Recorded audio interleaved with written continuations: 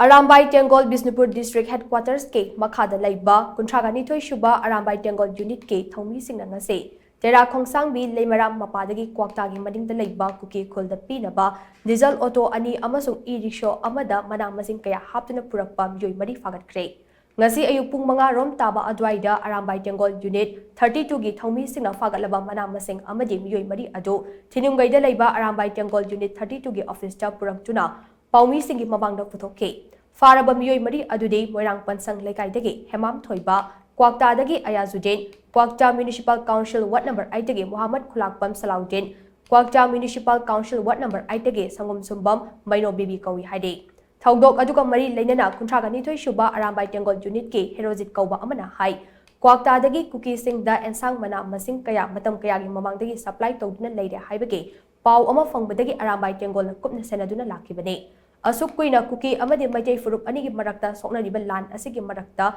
asumna Kuki gi mateng panglamba asi laibak thibane ngasi ahanbo oina makoidagi polamsing asi phagatpa hobane matungda asigumba thawong asi tawdanaba wakal tahankhre kanagumbana asigumba thawong asi makhatana sathabikanu hainasu mahna makhata ke Jojakan bojo gan ha ai moirang leye kadang menang bayar ngai le hari ni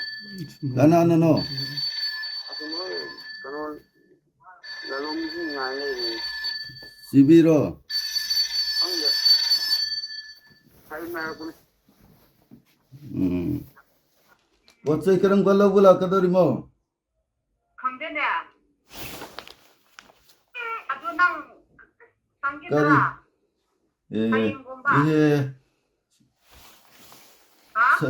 sangani hayang unet lak ke oh kari kari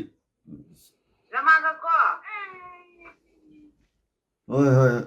Kuki ima leiba Manipuri sida huji kangdup masin gi irang thoknaba tongnai gi marak sida kuki isinau singsina kuki yanadraba ki kangpu sida pochei piba yonba asigi posit tawbidana ba haidana koina mamang da su moida bar haijaraba matam sida su moina thawa sabidana ngasi si moi koina phajabani koi moida ngang ba chaiba moida file adu ada gi wari koi am pau yaujade hairiba posi koi gi Kwakta gi oiba club sing koi kaure hairaga aduga asigumba matungda su thoktanaba haidana koina asigi press conference sinjaba adu asigumba kangluk machen nak tanaba sinwiriba pose yadaba pos matungda tawbidana ba haidana koigi Arambai gi maikeidagi